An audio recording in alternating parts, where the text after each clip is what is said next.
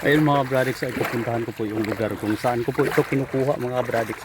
Ito mga bradiks, ayan makikita ninyo mga bradiks.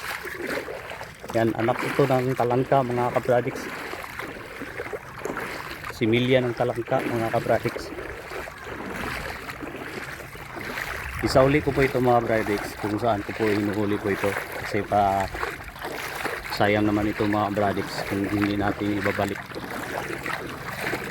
Kasi dito po ito kinukuha mga bradiks. Noong una nakikita ko doon sa may bukana. Pero sa ngayon mga bradiks, medyo nandun na po ito sa malayo. Doon sa ibabaw mga bradiks, doon oh. Yan sa may tulay mga kabradiks.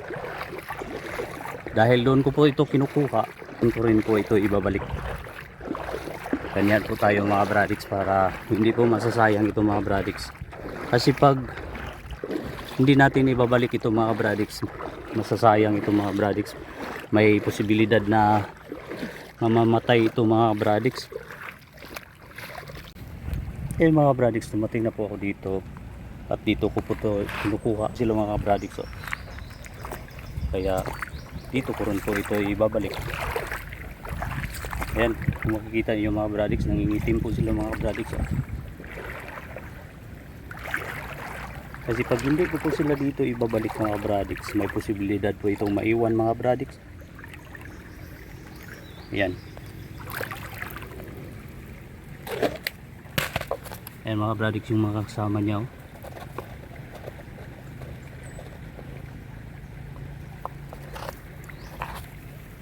Ayan, ganyan karami mga bradiks. Ayan. Nangingitim. Kaya pakawala na po natin dito. Mag-iba talaga yung kulay nila mga bradiks pag mahuli po sila mga kabradiks.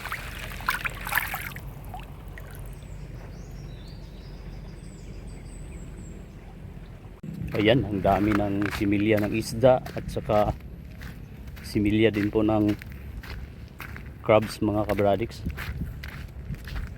Yan, sana po ay lumalaki po sila doon sa bundok mga kabradiks kasi papunta po sila doon. At sana po dumami po yung mga isda natin dito sa ilog.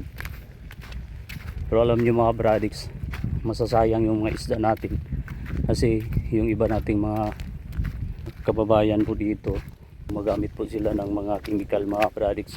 Kaya yun ang dahilan kung paano po namamatay yung ating mga isda.